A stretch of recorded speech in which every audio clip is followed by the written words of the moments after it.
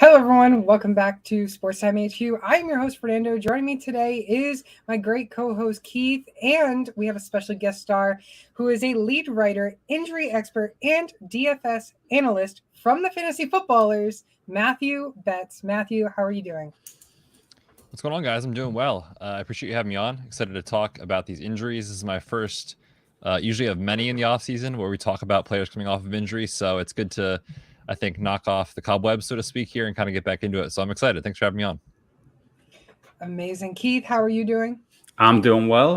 Good to be back on a pod. I've been missing now for a few weeks, but I'm back, ready to talk some football. Yeah, and let's get right into it. Matthew, so you know all about Jameis Winston, and he's had some vision problems in the past, but now he tore his ACL last season, and he also damaged his MCL, and he ran for the first time on February 28th, and he's managed to sign a extension with New Orleans, 2 years, $28 million, and he's focused on intermediate accuracy. What are your thoughts on him in fantasy, and is he going to be a QB2 or maybe even push QB1 upside this year? Yeah, it's sort of, what we're going to talk about on the show, obviously, with all these injuries, we're going to talk about Michael Thomas at some point. And really, the answer to your question, as far as how you feel about him for fantasy, comes down to what are the weapons at his disposal when you look at the New Orleans offense. Obviously, last year, without Michael Thomas, really, you could argue their wide receiver room was bottom 2 in football, bottom 3 in football. So it was tough to really see any ceiling performance like we've seen from Jameis over the course of his time with the Bucs when he had those days with Mike Evans and Chris Godwin, of course. So really, we kind of need to think about what does the wide receiver room look like? What do the weapons look like? They also lose their starting tackle, Teron Armstead, in free agency. So that's a downgrade on the offensive line.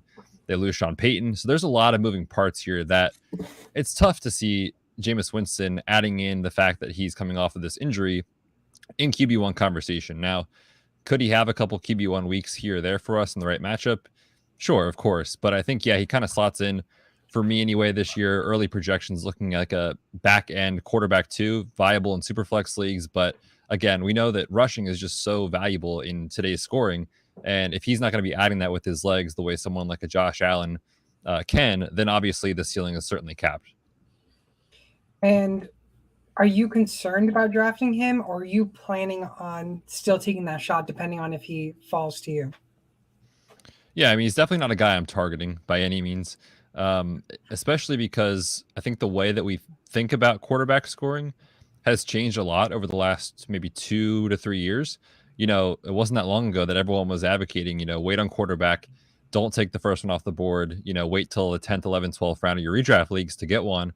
And we're kind of seeing this shift where these rushing quarterbacks, these guys with massive, massive upside, are separating so much from the position that I have actually found myself changing my strategy more and trying to target, especially in best ball formats, those quarterbacks that you can get kind of in like the second and third tier. Last year, like Jalen Hurts was a perfect example, guys like that. So you're not spending huge capital on quarterback, but I just feel like when you're waiting, it's so tough to have those guys hit a ceiling performance. Not really into Jameis beyond, like I said, super flex leagues this year.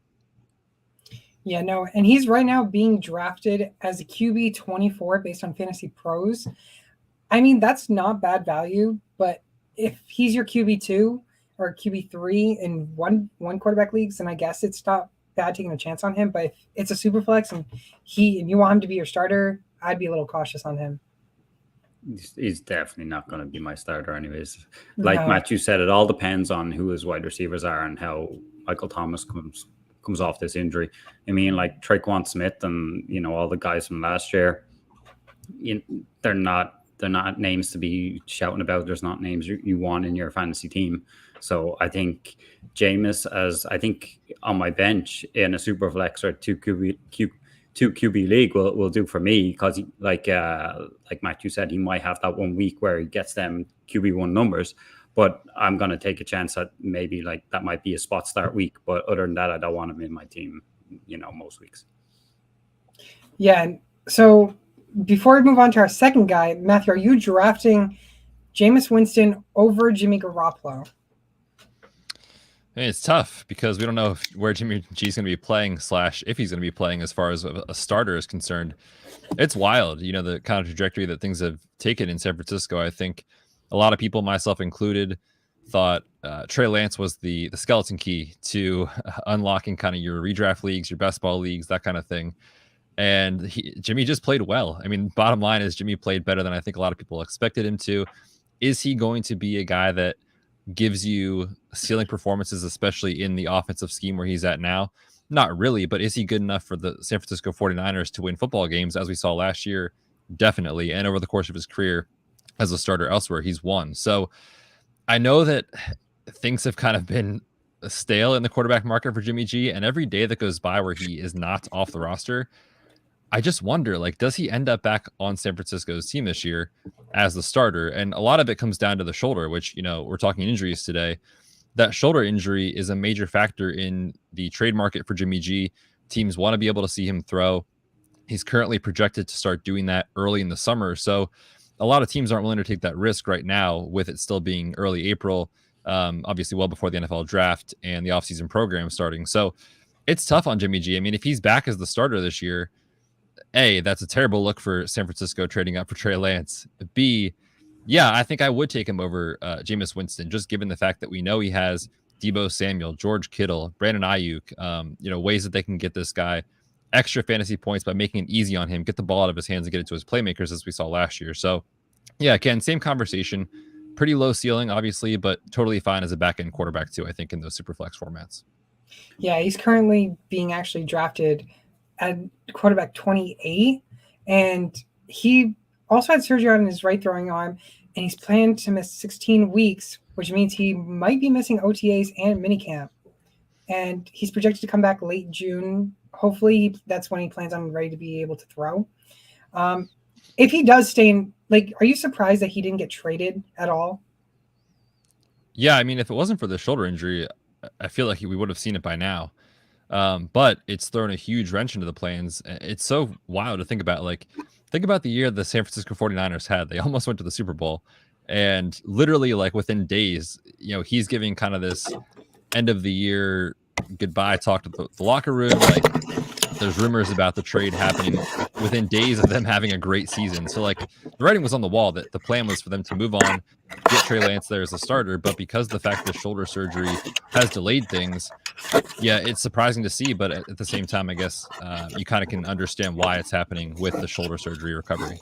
Yeah. And do you think, though, if he is back and that shoulder is good to go and he's back in San Francisco, will he start over Trey Lance? Like, if that's day one and he's there, do you think he plays, or they bench him? It's so tricky, right? Because looking at what they did in the NFL draft to go up and get Trey Lance, if they waste another year of his rookie deal for what they paid for him, it is a massive mistake by the organization. Now, I don't know. I mean, it's such a tricky conversation because I think a lot of people thought Trey Lance would be further along in his progression by the end of the year than he actually ended up being. And I think a lot of that was kind of behind the scenes. We didn't know. But yeah, if the team feels like Trey Lance is still not ready, Jimmy G, as I said, has shown he's a very capable winning quarterback. Even if it's not what we want for fantasy, the 49ers have proven they can win with him. Yeah, for sure. I have a lot of shares of Trey Lance, so I'm hoping. Me too. Yeah, Jimmy G's out of there. I was always nervous drafting Trey Lance, only because, like, he's only had one really true season in college, but, like, he's currently drafted as a QB 13 right now, ahead of Justin Fields, ahead of Trevor Lawrence, ahead of Kirk Cousins, Tom Brady. I mean, do you think he's being overvalued? I think he's being properly valued based on where we're at today. As the days go by, if it looks more and more like Jimmy G is back on and his ADP does not move, then I would say he's probably overvalued. But even in limited starts last year, we saw what Trey Lance could be, even just scratching the surface. And like you said, very raw prospect coming out, only having 1 year of that FCS, season under his belt. So that's a huge, learning curve, obviously, to go from that to the NFL. But even in those games, I remember, I don't know if you guys play DFS at all, but as someone who is pretty seriously taking it seriously, playing a lot each week, analyzing the game and talking about it on our shows, like, even when Trey Lance wasn't quote unquote good for the Niners, he crushed in fantasy, and it's because he can run with his legs, and that's all we really care about. So yeah, I think that's why you see his ADP where it is. I think it makes sense. But like I said, if Jimmy G sticks around on the roster, like obviously that's an easy fade at that ADP. So to wrap up the quarterback section, we're going to do a little thing where it's kind of like an over-under of where these players are going to finish. So like I said earlier, Jameis Winston, he's being drafted as a QB 24. Do you think he finishes over or under QB 24? I'm gonna go. Well, I guess, are we talking over is better than 24 or over is worse than 24? Over as in worse 24, and then under meaning yeah. Yeah, I got you. Okay. So I would go under, but barely. Okay. I'm gonna say over. So you think he finishes outside 24? Yeah. I don't think. I'm not bullish on. I know we're going to talk about Michael Thomas being, 100% coming back. So I think that's going to really, dampen Jameis Winston. Okay, interesting. I'm actually going to say under as well, but again, I'm also really skeptical. I don't think he's going to finish any much higher than what he is. So we'll see where that goes. It'll be a little bet for the season. And then for Jimmy Garoppolo, like I said earlier, he is QB 28. Now there's also, like we said, does he start? Does he not start? Say he, I don't even want to know. All right, you know what? Just the way it is right now, over or under on QB 28, without knowing if he starts the season or not. Oh man, I mean, that's a tough so one. Difficult, right? Like, because look at the quarterback landscape. Like, he's not going to Seattle, so they're not going to trade him in division. Unless he gets caught. All the other quarterback spots are pretty much locked up. So I'll just assume he's back and he starts. And in that case, I would definitely take the under. Yeah, that's where I'm going to. I'm saying he starts and it's under definitely. Yeah, I would flip him and Winston for sure on that one. Yeah. I mean, I really don't see Jimmy G not starting. And then I don't also see him finishing outside QB 28. Like if he starts, I feel like even with an injury, he's not going to be finishing around that. Like he'll finish above that as like QB 25, maybe QB 24.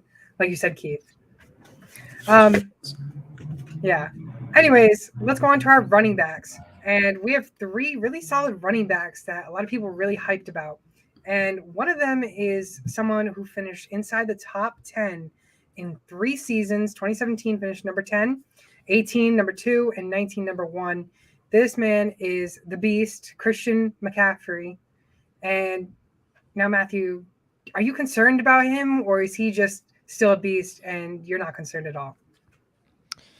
Yeah, Christian McCaffrey is a guy that, feels like the culprit of bad luck as opposed to this series of recurring injuries that we can really predict. And what I mean by that is, like, obviously football in and of itself is a high-risk sport. So people always give these players such a hard time for when they're missing games and missing time back and forth. And the reality is, like, less than 2% of NFL games are injury-free. So injuries happen in this sport. What you can look at to try to help predict risk with these things is the pattern in which the injuries occur. Meaning, is it a recurring hamstring strain that happens year after year, as we saw 3 or 4 years in a row with Will Fuller? Is it a recurring shoulder instability issue, as we've seen with Dalvin Cook over the last 3-4 years? Those sort of situations are much easier to predict. We know the biggest predictor of injury is past injury, no doubt about it, and research supports that across the board. So we had a couple years ago, Keenan Allen was this guy, right, that people were just off of because he had the knee injury in college, he had the ACL injury, he had a spleen rupture, he fractured his clavicle, and then everyone started freaking out. And it's like, okay, we can't hold those fluky things against these players when they happen in such random succession. Now with Christian McCaffrey, he's had the hamstring problems, he's had the shoulder injury, he had the high ankle sprain a couple years ago.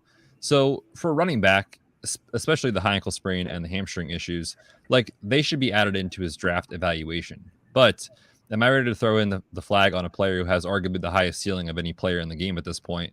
Definitely not. And really what I think about with Christian McCaffrey is risk and reward kind of situation. Last year, he was the no question RB1 off the board, the 101 off the board. If you didn't have that pick, you weren't getting him.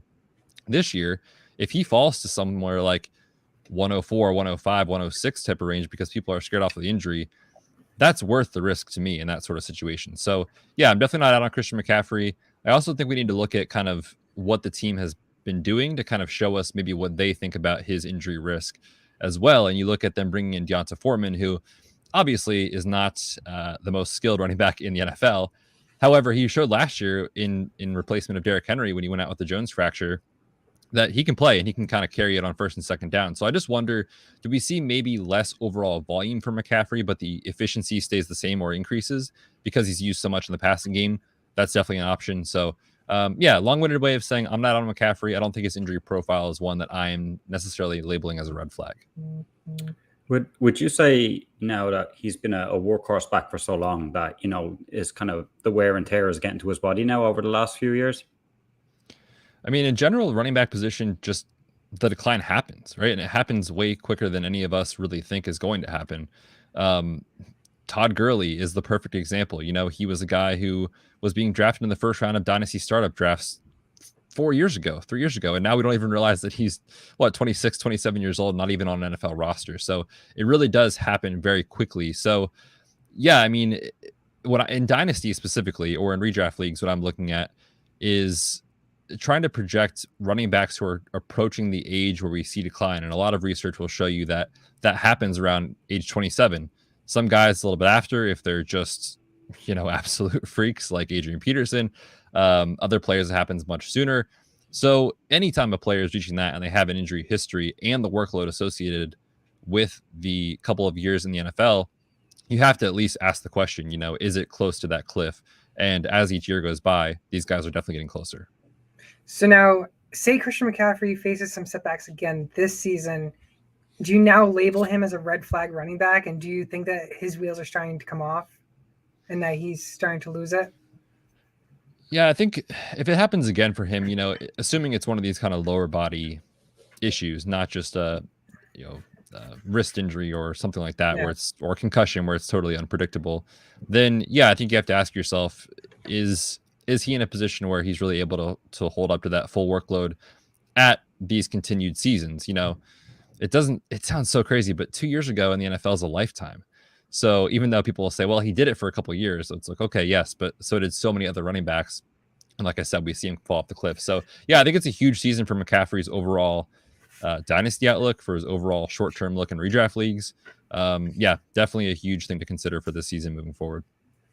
So he's actually currently, based on Fantasy Pros, he's currently being drafted as the RB2, and obviously Jonathan Taylor ahead of him. His average is around 3.6. He's being drafted. I mean, are you seeing him finishing number 2 or number 1 next season being your under, or do you expect him to finish above that? What's tricky about running backs is that you almost always just want to take the over because we know it's a volatile position. I did a research study about 2 or 3 seasons ago looking at the percentage of first-round running backs that actually pick up an injury, not looking at predicting injury, but just how often does it happen. And there's usually at least 2, with the average being like 6 to 8 taken in round 1. Most years it was about 2 that dealt with a significant injury. So if you're going to make me pick, I'll take the over because of the attrition at the position. But if there's anyone that can finish as the RB1, obviously we know anyone not named Jonathan Taylor, we know it's Christian McCaffrey. And Keith, are you saying over on this one as well? Or I'll are you thinking finish in the top 5? So you still say over? If he gets the majority of the season, I'm saying over, but I still think he'll finish in the top 5. I think I'm kind of staying back on him, to be honest. I'm agreeing with you guys saying over, but I just don't see him finishing top 5. Really, I think he's going to face some setbacks this season again, and I really don't see him getting top 5. Be positive, Fernando. Come on, we want the best running back in the league to play every game. Well, yeah, don't get me wrong, but I have Jonathan Taylor, so I'm fine with Jonathan Taylor in dynasty leagues. The other thing they got to consider, though, with the Panthers, like they could legitimately be one of the worst 2 teams in football again this year. If they take Kenny Pickett at 6 in the NFL draft, there's been a lot of talk about that.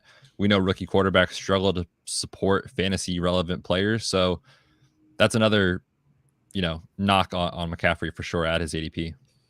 Now, since we're on the rookie draft, what's your thoughts? Which quarterback goes first, Malik Willis or Kenny Pickett? Because there's been a lot of things going back and forth between who gets first. Malik in the NFL draft, you mean? Yeah. Yeah, this is one it's been kind of all over the board. I do a lot of NFL draft kind of research on my own that my co-host for the DFS pod, Kyle, and I we're definitely trying to make a little bit of money on the NFL draft with some props and wagering. And as soon as Kenny Pickett's hand size came out, we immediately bet Malik Willis, first quarterback off the board. Well, the market shifted with us. We got good closing line value. We're very excited about that. However, it seems like the Panthers are set on Pickett at 6. I mean, they don't pick again until the 4th round. So if they want a quarterback in this class, they are taking them at 6 or trading back and getting one there. But that's kind of the only solution. And we know they were in on Deshaun Watson. We've seen what Sam Darnold is in the NFL. I can't see them entering another year with him at quarterback. So I think it's going to be Pickett off the board first, not because I think he has the highest ceiling in this class. I think Malik Willis has the higher ceiling, but a lot of the smoke to Malik Willis at number 2 overall to the Lions, I kind of came out of nowhere.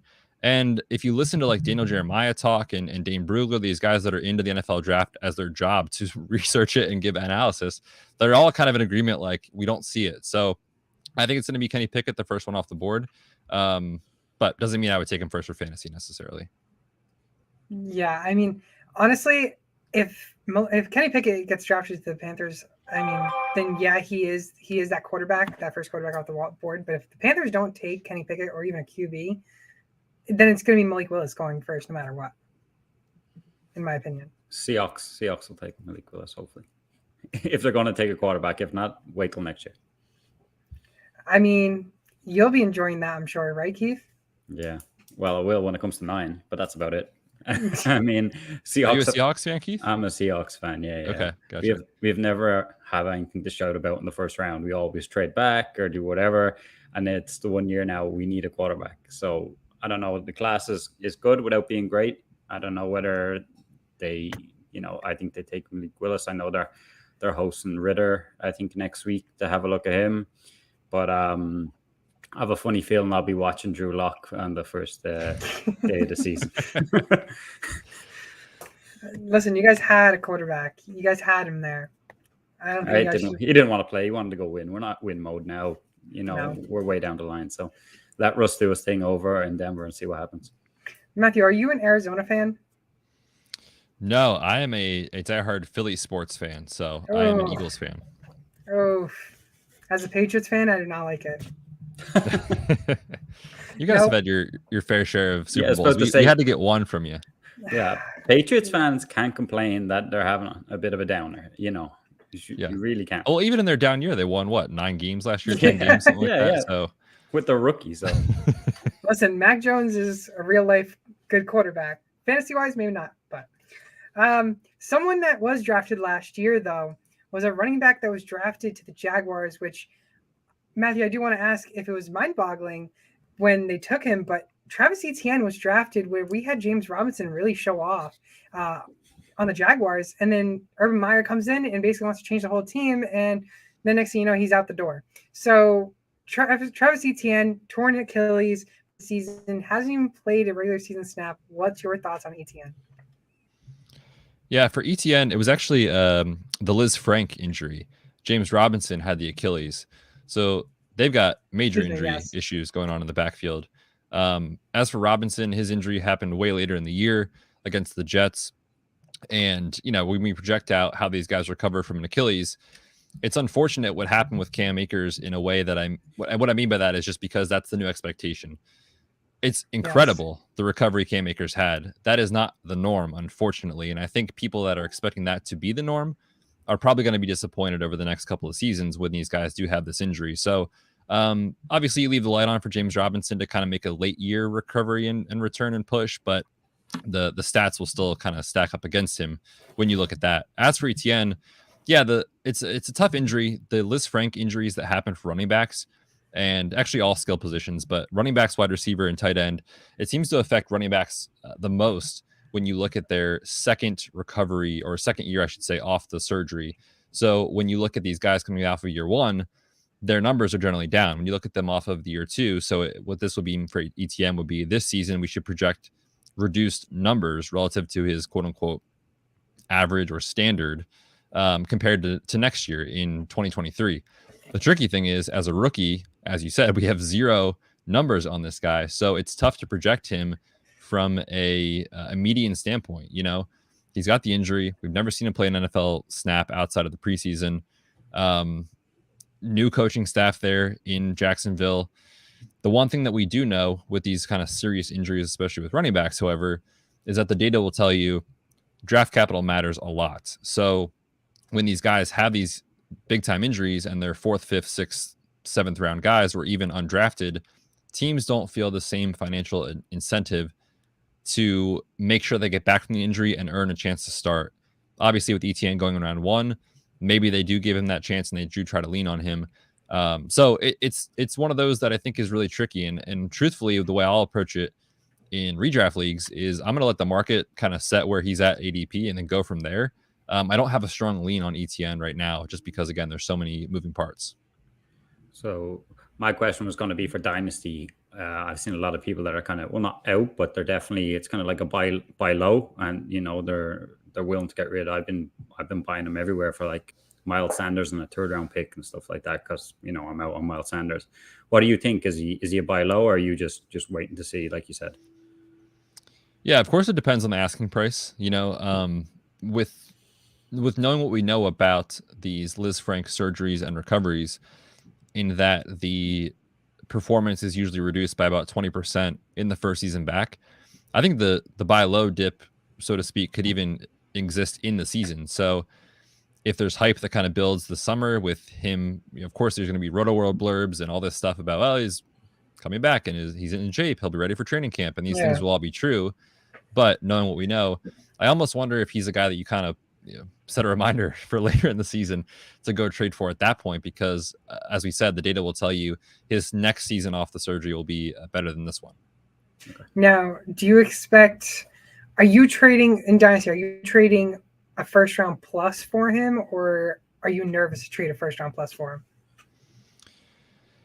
I think it depends where you're talking about in the 1st round. I would certainly take the top guys in this class over him. There's a lot of really, really good wide receivers in this class that I like, that I would prefer over him. So if it's a mid-round first, I'm probably passing on that, knowing that I feel like, unlike most years, this 1st round, with the wide receiver talent and the opportunity to play with guys like Patrick Mahomes, Aaron Rodgers, the Cowboys are linked to a quarterback or to a wide receiver, so Dak Prescott, like, you're talking about dream landing spots for these rookies. So I would certainly take the Olaves, the Garrett Wilsons, the Treylon Burks, those types of guys over Travis Etienne at this point. Yeah, I 100% agree with that. I'm cautious on Etienne, but I might have to actually set a reminder mid-season to try and go grab him. So he's currently being drafted as the RB 29. Are you expecting him over or under on that one? I'll probably start with it's really tough because it's almost like he can finish right around there. Like you said, with the injuries, coming off the injuries, 2nd year data shows that he's going to do better. But I think I'm going to actually say he's going to finish under, and he's going to finish maybe RB 25. I think that's what I'm going to say.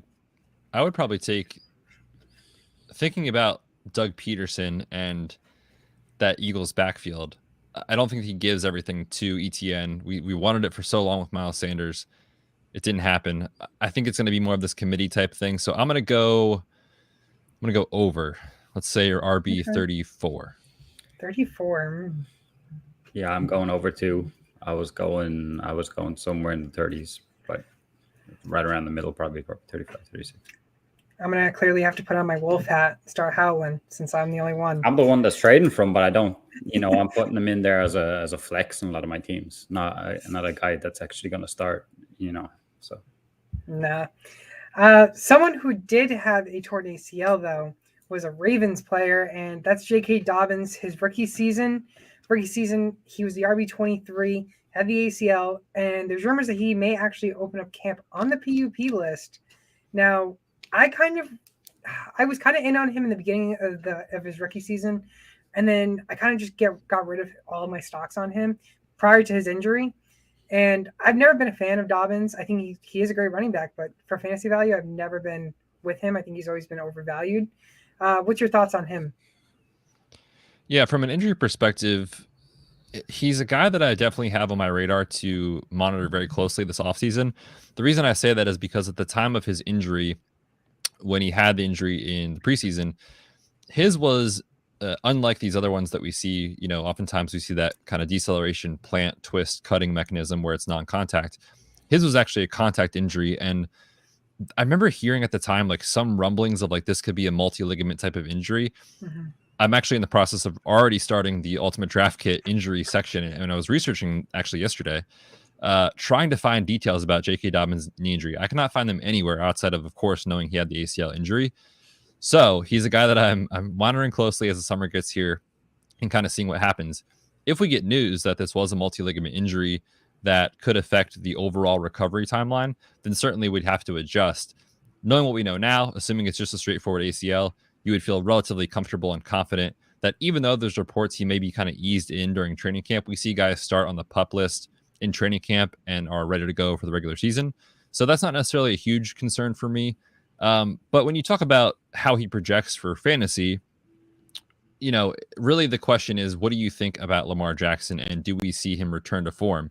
Because in general, there's been studies that look at, do rushing quarterbacks take away from their teammates in production? And the answer across the board is yes. So again, I feel like a cop-out answer is I want to see what the market does with J.K. Dobbins before I kind of decide where I'm at for this season as we get closer. He's an exciting player. He fits the scheme extremely well. Basically exactly what he did at Ohio State, and we saw him have success as a rookie. But the tricky thing is it's always easy to fade running backs who don't catch passes, and we know that that's definitely a negative, so to speak, with the Baltimore Ravens and the running backs as a whole. Yeah, I don't think he's got anyone really to beat out once he comes back, and if he's healthy, he slots right back in there. The problem, like you said, is Lamar. Like there's an argument to be made that Lamar is a better rusher than him, or he is the best rusher on that team. So that's the issue. I'll be interested to hear or if anything comes out about that other injury, though, if it was more than just one thing, because I didn't read too much of that, so it'll be interesting to see. Yeah, and like I said, that's not anything that I don't know that that's the case. I just remember hearing about it and being like, oh, I need to circle back to this next year. Yeah, look into it. Yep. Yeah, and he's being drafted right now as the RB22. I think he's going to finish below that, and I think he's going to actually go over. So I think he's finishing around RB26, 27. I honestly think ETN's going to have just a tad bit better of a season than him. Interesting.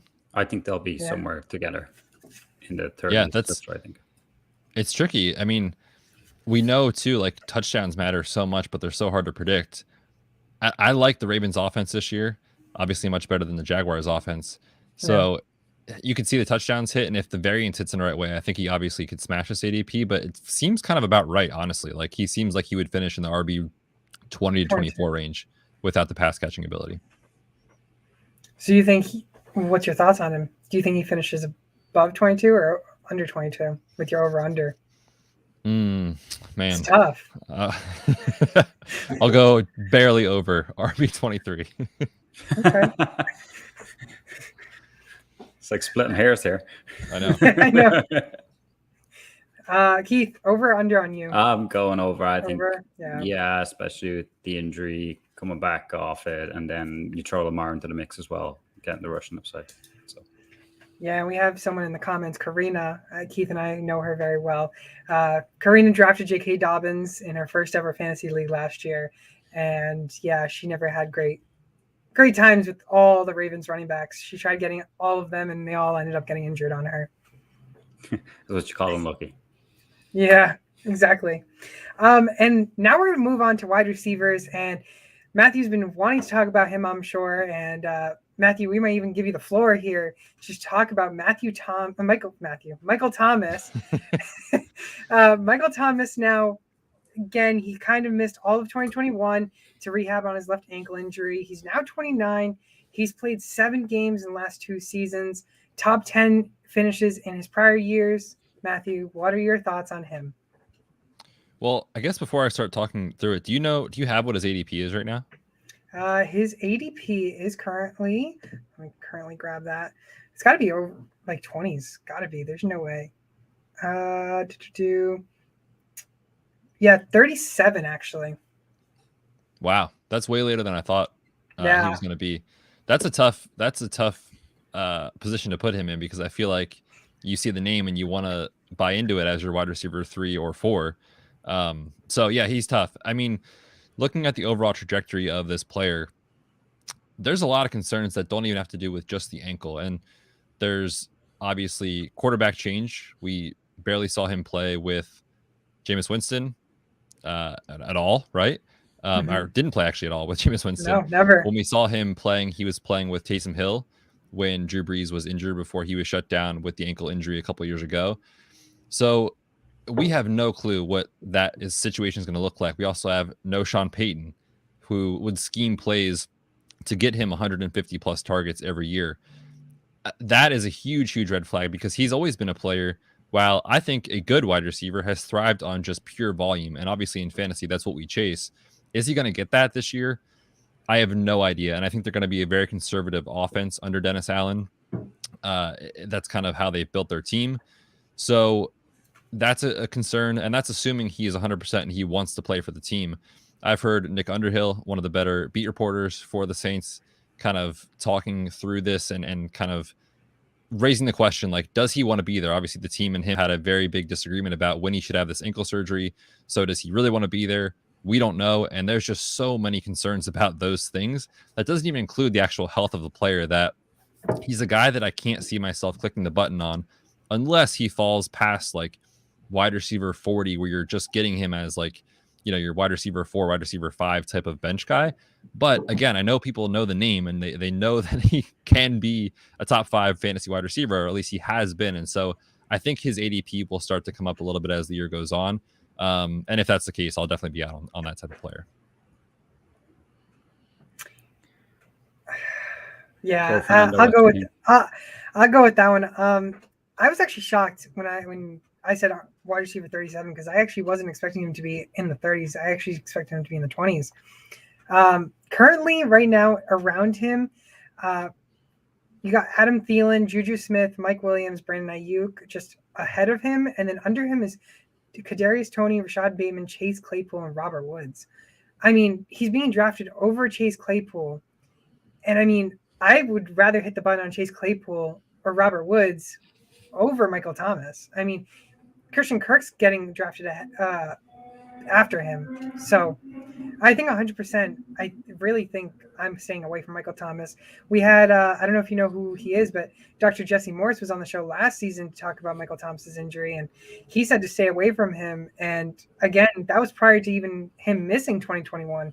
Now 29 and coming off these injuries, I'm concerned. He's never even been thrown with Jameis Winston, who is also coming from an injury. So I'd rather draft anyone around him over than Michael Thomas. Yeah. I've got way too many shares from in Dynasty that I can't ship off. So I'm hoping he comes back to even half of what he was. I don't think he'll come back to, you know, the Michael Thomas he was before the injury, and especially with all the changes there in New Orleans. But yeah, I've just got to hold him because I couldn't get anything that was worth trading for him, you know, like random 3rd round picks last year. I was like, I'd rather just take the chance he comes back and he's good and then see what happens. But yeah, I'm not bullish on him at all. I'm in the camp with you guys. But yeah, I've got way too many shares. It's not good. I unfortunately have a share myself. I managed to get it to be traded, but then they accidentally hit the accept button. So then we had to undo the trade, which was unfortunate because that was before his news came out that he was missing the 2021 season. So wide receiver 37, over or under on this one. Again, I think he's going to have some more setbacks this season. So I honestly am going to take an over on this one. I think he finishes outside the 37. Yep, probably the same. I'm going to go under purely because I have to. I feel I have to if I want to have some value with him on my team. So I'm going to say under. I'll be shocked if he gets under, honestly. I mean, it'd be great to see him back in action, but I'd be shocked. I'd be honestly shocked. Now, this next player is kind of a surprising player because we saw Amari Cooper get traded to the Browns, and now Matthew's saying that the Cowboys are going to draft a wide receiver, which I don't think they should, in my opinion. Why? I don't know. I don't like the Cowboys, and I'm sure, Matthew, you don't like the Cowboys since you're an Eagles fan. But anyways, Michael Gallup, he's 26 years old, coming off a torn ACL, And he just signed a 5-year, $62.5 million contract coming off a torn ACL injury. And Cowboys owner Jerry Jones also hinted that Gallup's week 1 is not a lock. So he currently could be missing the start in week 1. It's definitely possible. Yeah, I mean, look at the timeline, right? So his injury happened in week 17. That occurs in January. So now we're talking about this player trying to recover from his surgery and be ready to play, not just return to practice, but actually be ready to play in a game at basically the 9-month mark, which is kind of right around the average for ACL recoveries in surgery. So not saying that he won't be ready. It's just too early to know and too early to tell. But I think there is a realistic possibility that he could open the season on some sort of PUP list. That would mean he would miss the first 6 weeks. The reason I say that is because when we think about his recovery timeline, it doesn't go from when the injury happened. It goes from when his surgery happened, which for Michael Gallup, I forget the exact date. It was a couple of weeks after he had the actual injury. So, it's not a simple 1-to-1 ratio of injury in week 17, ready for week 1. There's definitely a lot that can change, and certainly he could be ready. But it's too early to know, and we'll just have to monitor how he does throughout the summer. I was really happy that they gave him a big contract, though, and let Amari go. I really like Gallup's talent. It's unfortunate with the injury, and that's the only thing, Matthew. I know this thing about injury prone, but he does like to have a few injuries here and there. Michael Gallup, do you think, these things are going to affect him long term, especially signing this 5-year contract? Nothing that I've seen from Gallup's profile gives me a huge concern. He did have, I think it was week 1, he had the calf injury this past year, and I know that was a bummer because he was a guy that gained a lot of hype as the summer went on, and I think he ended up going in like the 7th round of a lot of best ball drafts and kind of right around that spot in redraft leagues too. But no, I don't think he has the profile that really gives you that concern. Like we talked about earlier, you look for trends and you look for patterns, and his right now does not necessarily concern me.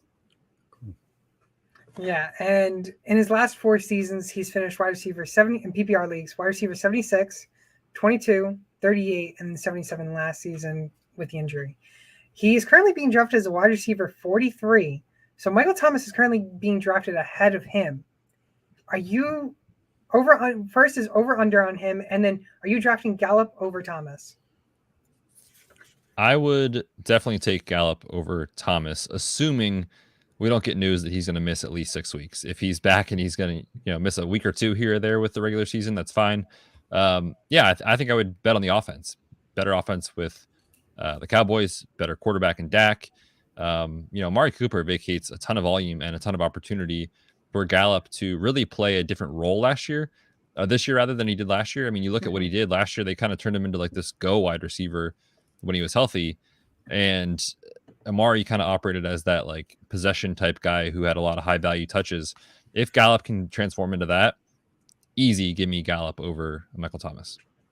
Yeah, I'm on the under, and I'm Gallup all the way. If he's there week 1, I think he's going to slot in as the wide receiver 2 because CD is there as 1, but he's going to see a lot of volume. I know there's talk of the Cowboys taking a wide receiver, but Gallup's already there. He has that connection with Dak there, so I'd be pretty bullish. He'd be a guy I'll be trying to take in my drafts if I know he's going to be there week 1. I'm going to take under 2, but even if he banks on missing 6 weeks, I still think he finishes better than Thomas. So I honestly am going to say I'm drafting him over Thomas as well. And I don't know. I don't think the Cowboys should draft another wide receiver in the first round. We've seen the Eagles do it, and I mean the Eagles just can't draft a correct wide receiver. I just don't think they have much depth as the issue. I think they got rid of Cedric Wilson to the Dolphins and stuff like that. I think they probably need to for depth purposes. Yeah, and they were in on Devontae Parker before he landed in New England. So yeah, I honestly I think if they don't take wide receiver, a great trade partner. I would love to see Brandon Cooks land there. I mean, all this guy does is produce no matter where he goes. He would slide right in an every down role, add a ton of speed to the offense. I think he'd be a great fit in Dallas. Yeah, he loves the trade. That guy's going to play for every team in the league as well. It's truly impressive. It is. It really is.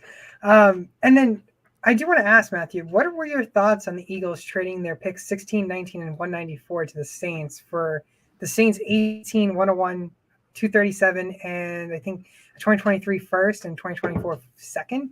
What were your thoughts on that? Were you surprised? I think it tells you a lot about this class and kind of how they view Jalen Hurts. I like Jalen Hurts as a player. I think he's got room to grow, but obviously I don't think anyone would consider him a top 10 real life NFL quarterback by no means. And I think what they're doing with this trade is setting themselves up to give themselves more time to say, okay, we're not taking quarterback this year. Obviously you got one more year. I would be shocked if they don't take a wide receiver at some point in this draft. Obviously Jalen Reagor is not it. They're still trotting out like Greg Ward is an almost every down slot receiver. Like they need help at wide receiver, obviously. So I think they give him another weapon. They give him one more year with Nick Sirianni and kind of see how things go. And obviously if they go well, great. They've got more picks next year to reload and keep going. And if not, then they can reload with a much stronger 2023 quarterback class if Jalen Hurts is not the answer. So I actually kind of like it from a risk standpoint for the Eagles. What about JJ Arcega-Whiteside? Is he out of the NFL yet? He's going to crush the USFL. I'll just say that. Wasn't he like one of the biggest prospects and then just like totally bombed? It was like the names for a while. They spent a second round pick to get him, but of course we know the story there with Justin Jefferson as well. So not great times for the Eagles. The Eagles have drafted a wide receiver in the first 2 rounds at least once in the last 3 seasons. You think they're going to do it for a 4th straight season? Honestly, yeah, probably. And I don't know if that's what I would do necessarily, but you look at the mock drafts and when they had all those first, like at least one of those spots, it was a wide receiver every time. The Packers really need to take a leaf out of their books. They never go wide receiver, so and they have to this year. Yeah, that's true. Would you have maybe taken DJ Chark, who's our next guy? DJ Chark really coming off. He's kind of just been a guy that people really liked, and then now it's kind of like iffy on him. He had a season-ending fractured ankle in week 4 in 2021, and he signed a 1-year prove-it deal with Detroit. He never played a full season, or he played only in 2019 a full season where he finished top 20 at top 20. What are your thoughts on DJ Chark? Do you expect him to do anything in Detroit? I mean, do you think that the Eagles should have got him? He's a tough guy to peg down as kind of a fantasy target, especially this year. I mean, you're talking about a Lions team who, they've had value for fantasy. Obviously, we like DeAndre Swift. Amon-Ra St. Brown was great last year. TJ Hawkinson was kind of the mid-round target for tight end for a lot of people. So there's names that get you excited. But when you look at how the target share is distributed in that offense with either Jared Goff or a rookie quarterback, it's really tough to see it for DJ Chark outside of a couple splash weeks here or there. They brought him in on a cheap deal 1 year, $10 million. So they don't really have a financial incentive to feature him.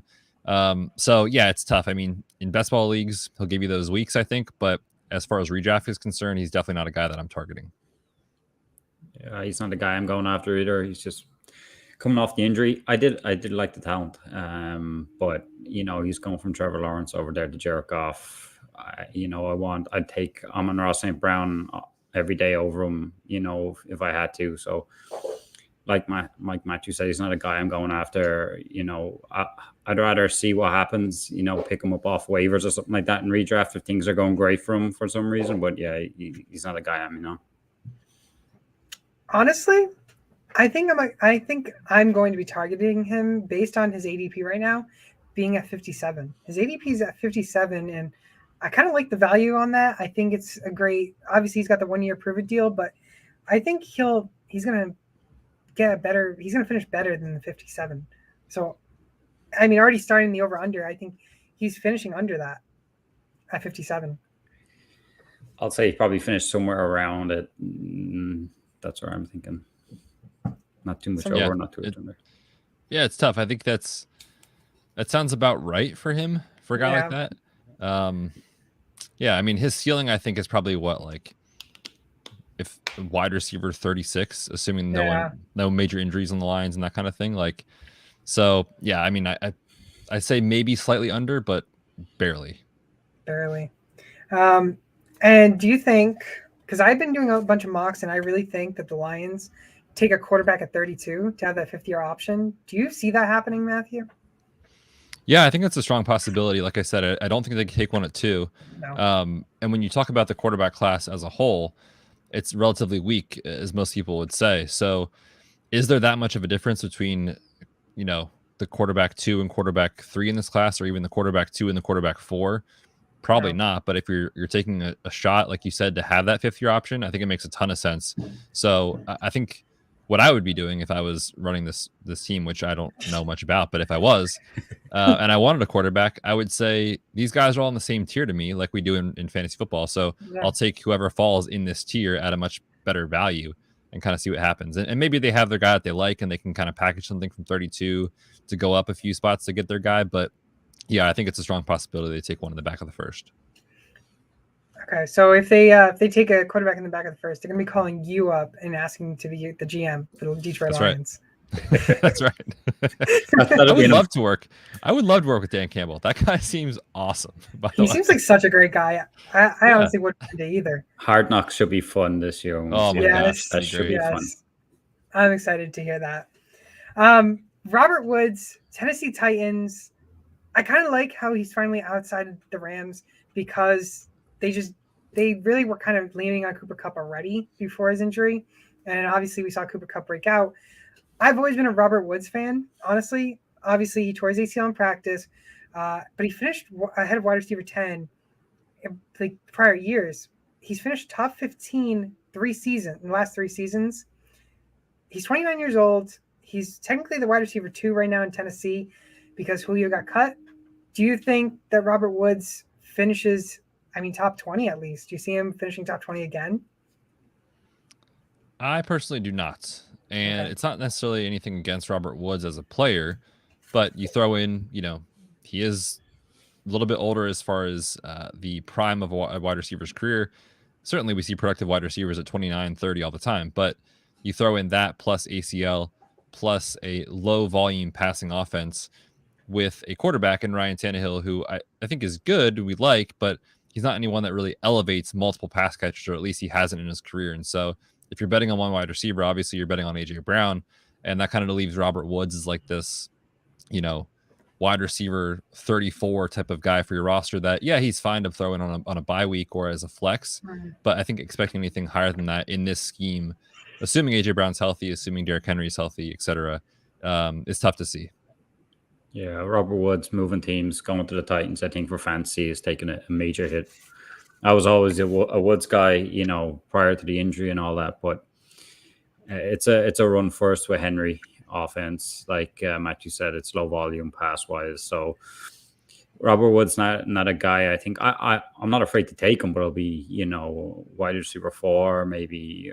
That's where I'd be looking for him. Someone I can just plug in on weeks and spot starts. But and it's kind of a shame because I actually like the talent. I know the injury and he's a little bit older, but I do like the talent. And but it is a downgrade in quarterback moving to the Titans.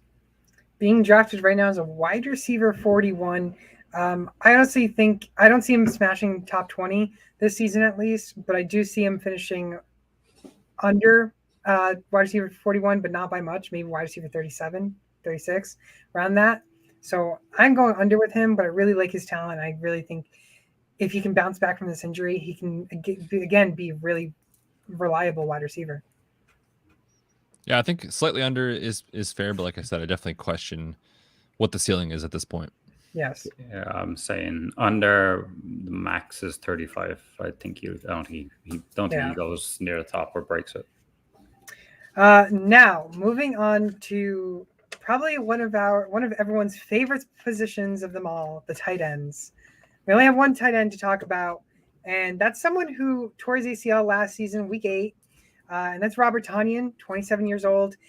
He wasn't having the best season already. He was only averaging about 5 points a game in his 8-week span before his injury. But the season prior, he finished top 5 at number 4 in PPR leagues, and he probably won you a league championship. What are your thoughts on him? Do you see him being fantasy relevant coming into the season? We saw Devontae Adams get traded. Is Tanyan the next kind of guy that's going to have to step up here? I think what you're banking on with Tanyan is the chemistry with Aaron Rodgers, obviously, and just the massive amount of volume that's available, not just in general with Devontae Adams gone, but around the goal line. I mean, there's no wide receiver and quarterback who had better chemistry around the 5-yard line in what they were doing with the ability for Rodgers to audible out of their play to get Adams on a quick hitter, where they bring him in line and get the screen, or they throw a fade or a back shoulder or whatever. So there's definitely volume to go around the goal line. And I think that's what Robert Tanyan is going to be if he is going to be successful. So, it's always tough because we know touchdowns are not a sticky stat year to year and they're tough to predict. But if you're telling me pick a quarterback that you want to attach yourself to around the goal line that can deliver the ball, it's Aaron Rodgers. So I think he's a guy that I think is a good value to target late in drafts because he does have that touchdown upside. But we know, the difference between tight end 9 and tight end 17 is like 4 points every year. So they're all the same player. So again, no one that's going to win you your league, I don't think, but could provide value in, bye weeks, could be a streamer, could be a late round guy that you hit on type of guy. Yeah, he's an interesting one for me. I had him the year that, he didn't win me a league, but he definitely helped. I think, like you said, the chemistry with Aaron Rodgers is definitely going to help. The big thing was for him is that he didn't see many targets, but he got them all in the red zone and got a lot of touchdowns. Now, whether that happens again and whether that was going to happen last season, I don't think so. But I think he will be a tight end I will target definitely later on. I'm not a guy that usually goes early on tight end in most of my drafts. So, I'll definitely take a look later on the drafts and see where he is and see if I can get some value on him. Yeah, I've never been a guy to draft Travis Kelce, so I'm more of a guy that drafts later tight ends to get that hope. Plus, he's only 27, so he's still got a chance, especially in Dynasty. He's still got a chance to grow. But I'm going to read you 3 guys, and I want to see both of you. Do you guys pick him or this player? So first guy is Hunter Henry, Robert Tanyan. Who would you rather have in fantasy this season? Robert Tanyan. Tyler Higbee, Robert Tanyan. I'm going Robert. Tough. Yeah, I'm going to go Robert Tanyan just. I'm a Higbee guy, so a lot of mouths for me. I fell into it last year. Especially with Allen Robinson there, I guess I will go Tanyan. Okay, and then lastly, Evan Ingram or Robert Tanyan? Go Robert Tanyan. Robert Tanyan. All of these 3 players are being drafted ahead of him currently. Robert Tanyan is being drafted as a tight end 20. I am smashing that right there. He's finishing under that 100%. Yeah, I like it. Yeah, definitely. If he gets a full season in, he will for sure. I'm guessing we all going under then on him? Yeah. Finishing top 20. Well, that's all the players we have to talk about here. Make sure to go follow Keith all over social media at SwampDonkey_90. Matthew, it's been an absolute pleasure having you on talking about injuries. Hopefully we can have you on maybe during the end of summer, middle of summer. Yeah, sounds good. Definitely. There'll be more for sure. There always is. Yeah, and if Andy Holloway, Jason Moore, Mike Wright, if any of them ever want to hop on the show, let them know. I will. Anyways, Matthew, before we go, why don't you do a little plug-in for yourself? Where can people find you? And yeah, for sure. On the socials, it's at the Fantasy PT. And then of course all my work is with the Ballers. Right now we're kind of focusing on dynasty content. We're doing a lot of stuff for the NFL draft. I also host the DFS podcast, which we're crazy. We go pretty much year round. We take a month off in February, March after the Super Bowl to kind of recharge the batteries. But we're talking NFL draft props. We're talking NFL futures. We're talking best ball in the summer. So, and then of course in season, if you're serious about DFS, we're all about that. So yeah, that's where you can find my work. And like I said, guys, it's been awesome to be on and really appreciate the time. And hopefully we can do it again. Yeah, 100%. So once again, make sure to follow him at the Fantasy PT. And we will see you all tomorrow at 2 p.m. Eastern, where we'll be having Kyle Yates on. Anyways, once again, my name is Fernando. I am your host of SportsTimeHQ, and we will all see you tomorrow.